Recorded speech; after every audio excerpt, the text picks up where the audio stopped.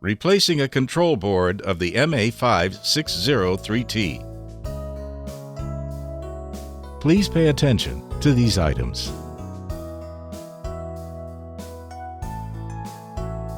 Record the cable connections. Remove the cables and optical modules.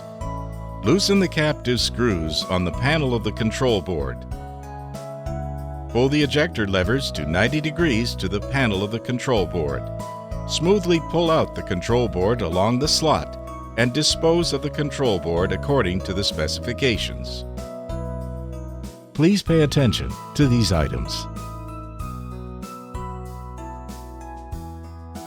Insert a new control board into the slot along the guide rails. When the ejector levers are in contact with the service subrack, pull the ejector levers to 0 degrees to the panel of the control board and tighten the captive screws on the control board.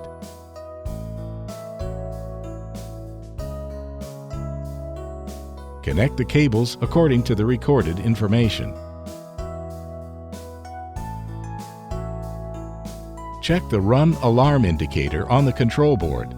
If the indicator blinks green once a second, the control board is running properly. After confirming that the services are restored, save the database and configuration files.